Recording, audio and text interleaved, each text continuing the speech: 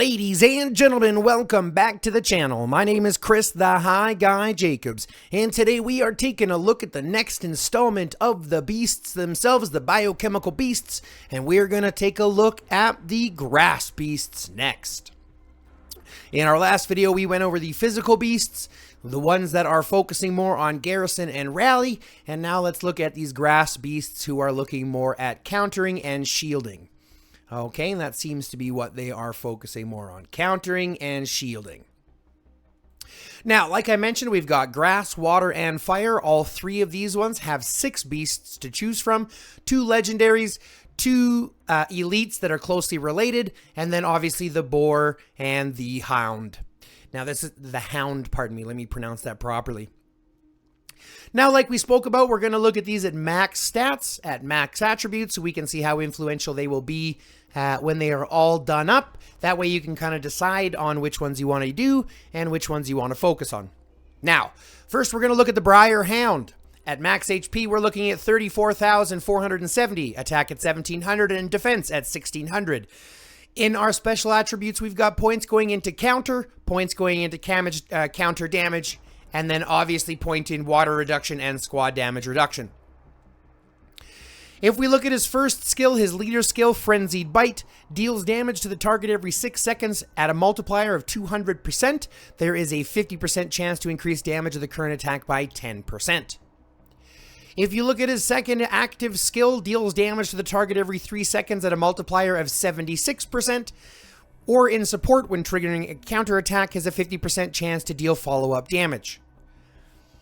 In his third ability as a passive skill, as a leader, when triggering a counterattack, has a 50% chance to gain plus 12% attack for 3 seconds.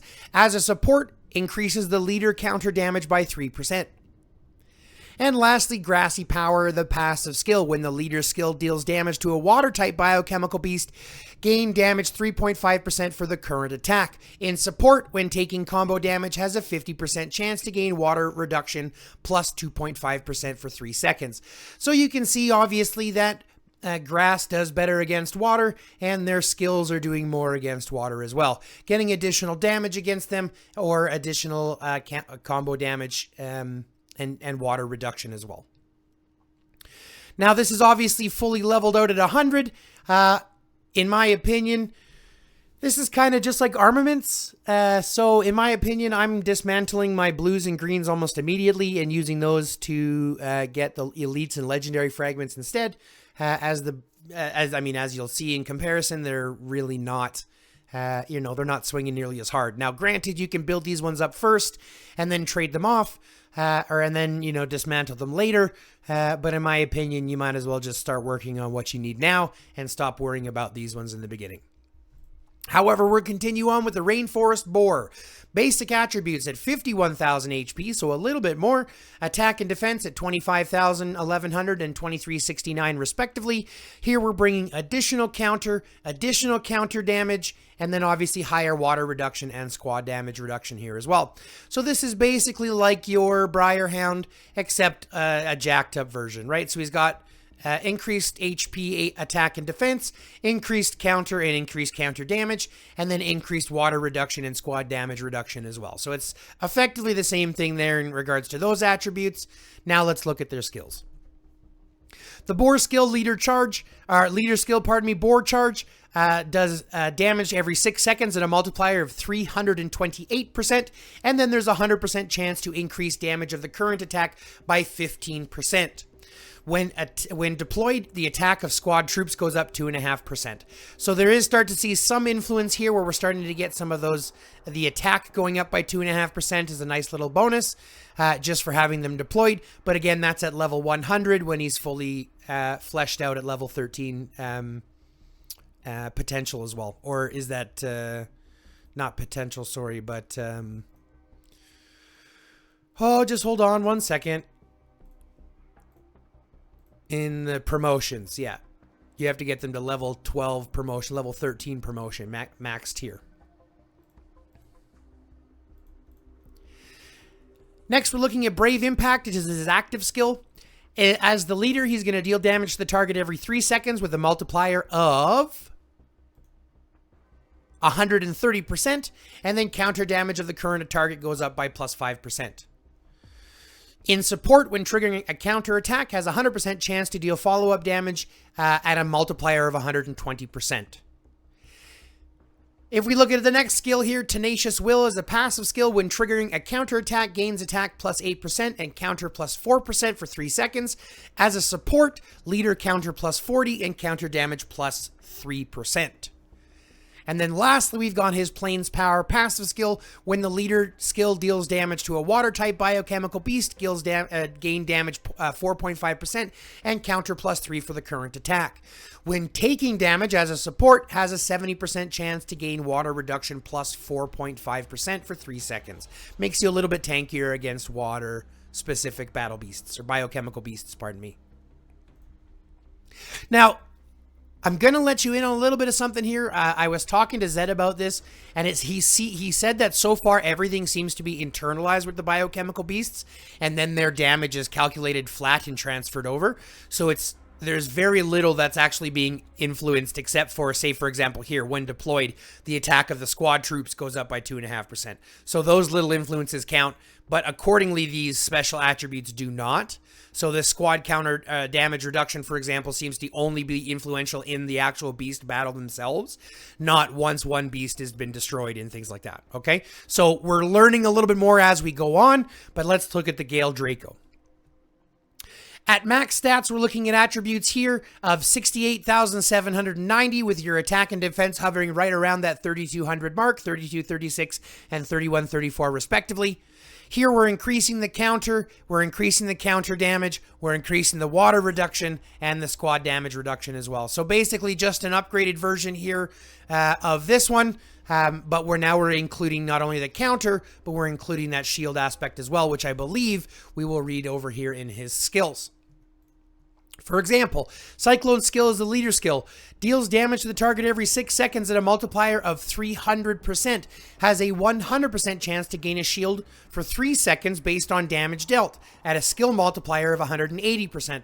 So has a 100% chance to gain a shield for 3 seconds based on the damage dealt based on your multiplier at 300%, and then you're getting the skill multiplier at 180%, so it's providing a pretty decent shield. And then you're gaining counter at plus 60 for 3 seconds, and when you're deployed, basic attack damage reduction of squad heroes is plus 5%, so that's pretty decent when he's deployed as a leader. Okay. Next is your active skill, Flying Stinger. As a leader, deals damage to the target every 3 seconds. When having a shield, increases the skill multiplier for this attack to 252%. So obviously when his first skill goes off, when his leader skill goes off, you're looking at creating that shield, and these can be obviously triggered by counter attacks and combos. So you're hoping that this triggers as well, giving him a nice boost to his skill multiplier, making it 252 instead of 168. As a support, when triggering a counter attack, deals follow-up damage multiplier 152%, and a 50% chance to gain counter damage plus 60 for 3 seconds. Next, we've got Enshrouding Wood, which is his passive skill. As a leader, gets a counter plus 50. When triggering a counter attack, has a 50% chance to gain a shield for 3 seconds based on the counter attack damage dealt at a multiplier of 280%. So again, he's gaining an additional shield when triggering a counter attack. You have a 50% chance to gain that shield based on the counter attack damage dealt at a multiplier of 280. So he's basically got 2 different shields that he's working with, which is really going to obviously trigger more into his Flying Stinger, dealing more damage. When the leader skill deals, did we actually read the support? When using the leader skill, leader counter plus 110 for 3 seconds. If a counterattack is triggered during this time, counter damage goes up by 4%. So not only is he getting more of a capability of triggering more counterattacks, but then he's doing more damage based on that.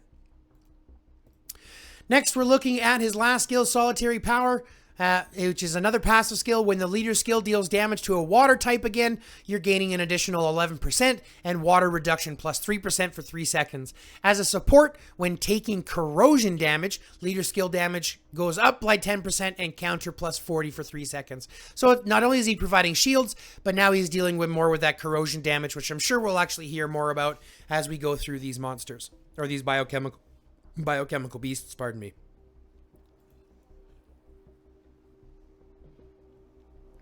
Next, we've got the Spore Deer. Max stats, we're looking at 7,590, which is a little bit less than what we're talking about here. Attack and defense are kind of around the same, 3308 and 3128 respectively. And again, we're looking at counter increase, counter damage increase, water reduction, and squad damage increase compared to the rares and commons. And then when we start to look at the skills, let's go ahead and see. Okay, so this one focuses more on counter, less on shield. This one focuses more on shield, less on counter. That's what I'm assuming, based on what these ones are. The first one is obviously their main. Their second is kind of what they're focused on secondary, right? So this one should provide us, if that theory holds true, and let's go ahead and see, this one should provide us some better shield options. Okay, so first off, his Vine Wrap leader skill, when deals damage to target every 6 seconds at a multiplier of 460% and gains counter plus 50 for 3 seconds. When having a shield, increases damage dealt for current attack by 20%. When deployed, counter damage of squad heroes goes up by 5%. So this is an interesting one here. We're starting to see this working more, especially if you've got heroes that work a lot with shield, things like Bodala or things that want to be you know, swarmed or hit and things like that and dealing out a decent amount of counter damage, you're going to have an additional bonus of 5%. Next, we've got this one here, deals damage to the target every 3 seconds. When triggering the active skill with a counter attack while having a shield, counter damage for the current attack goes up by 15%.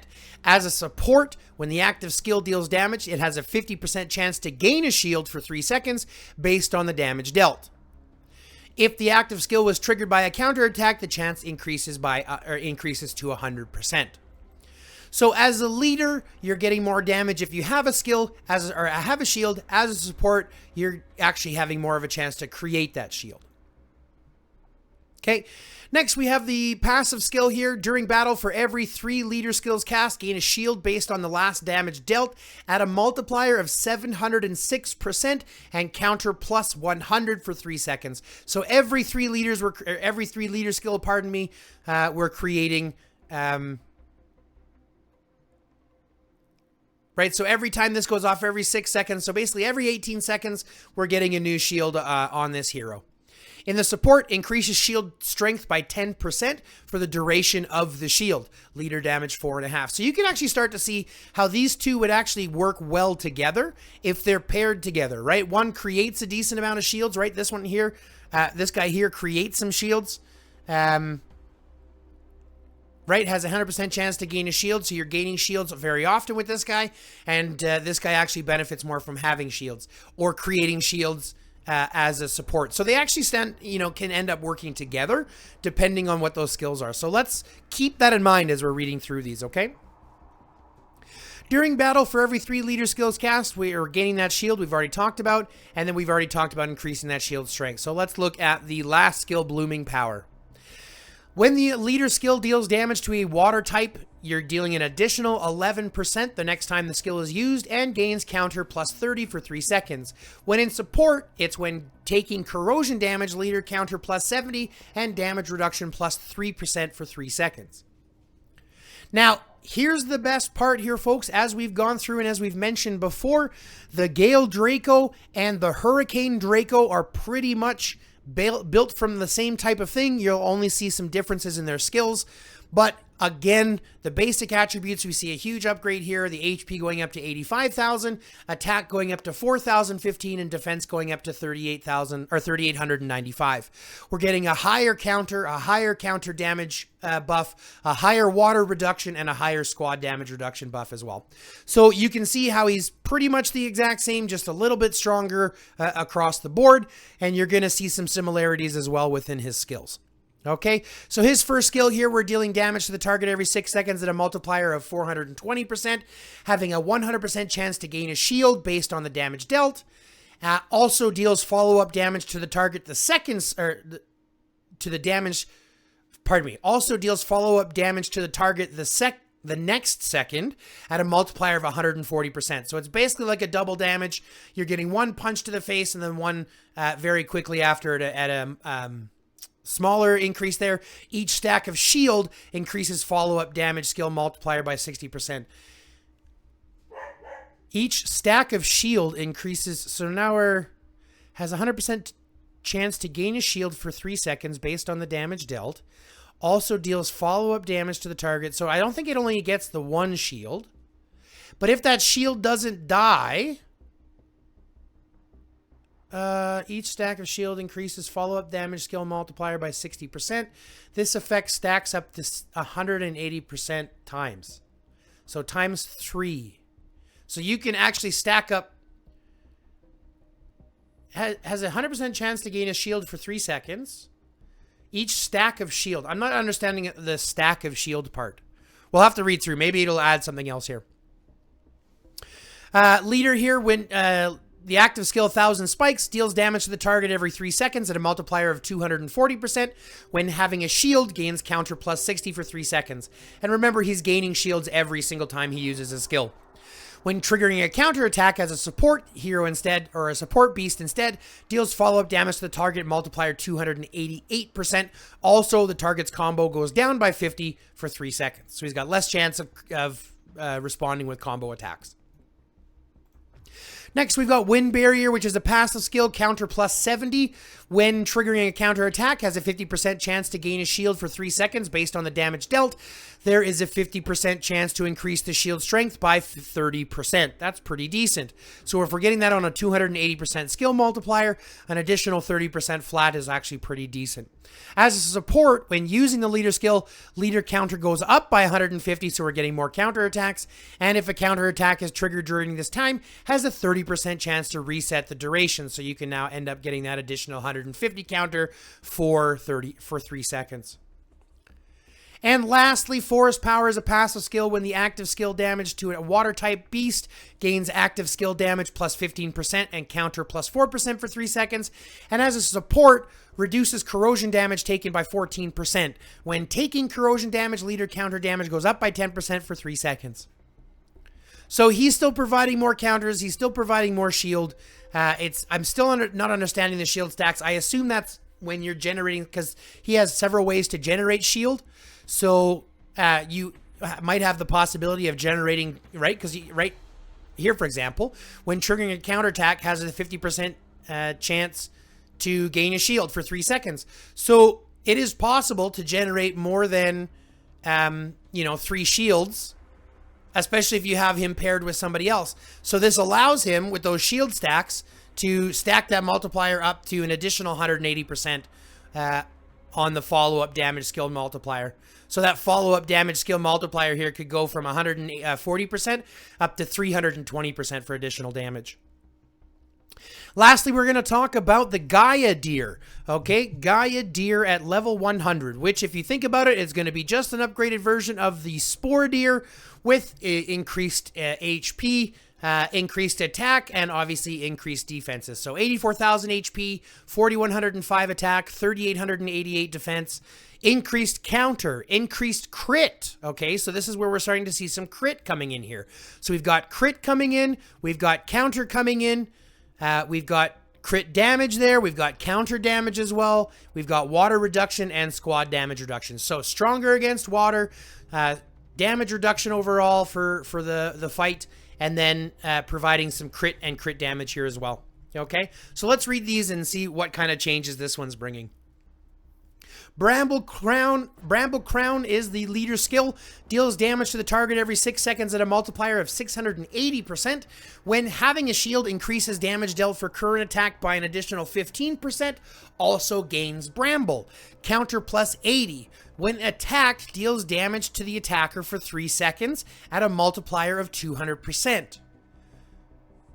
So when attacked, deals damage to the attacker for 3 seconds. So after it deals its damage, it gains Bramble, which gives him plus counter, and then dealing damage back to the attacker for 3 seconds at a skill multiplier of 200%. Also, when deployed, counter damage of squad heroes goes up by 10%. That's huge. That's interesting. Okay. Next, we've got Spore Shots, which is the active skill. Deals damage to the target every 3 seconds at a multiplier of 288%. When having a shield, increases crit by 70. As a support, when the active skill deals damage, has a 50% chance to deal follow-up damage at 196% multiplier. If the leader has a shield, increases skill multiplier to 294%, otherwise grants the leader a shield for 3 seconds. When dealing critical hits or triggering active skills through counterattacks, the chance increases to 100%.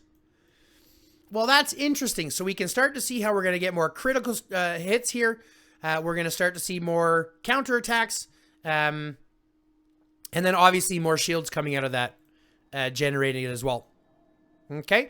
Next, we've got Spring Protection being the passive skill. When Bramble is lost, gains a shield. Okay, so now we've got more shields coming for 3 seconds. Based on the duration Bramble was held, grants additional shield value by 15% of own damage taken, up to a maximum of 325% of the skill multiplier. So you could possibly have a shield for a total of 757%. Wowza, that's incredible. The support increases the shield strength by 13% for the duration of the shield. Leader damage goes up by 7.5%. When the shield vanishes, leader damage reduction goes up by 5% for 3 seconds. So you can start to see how you can actually even pair these guys together. You can get the benefits of having one and having the other. So if you have both of them here together, they're generating, and they work well together. Because they're generating shields and they're generating counters and they're working well together. There's quite a cohesiveness that works in these two, at least throughout here. But remember, they can mix and match throughout, right? So even if we went up here and we looked at, say, this guy, for example, who also provides crit and combo damage. So we've got counter and combo damage. So it's a little bit different. There's still ways to be able to kind of make them all work together, right? Shield, crit, counter versus corrode, combo counter, shield counter. You can stack these with themselves with their sub counterparts to get the other, the other parts. You could build 2 of these together and have them working together, have, one being the leader and one being the co-leader beside each other. So there's lots of ways to kind of make that work.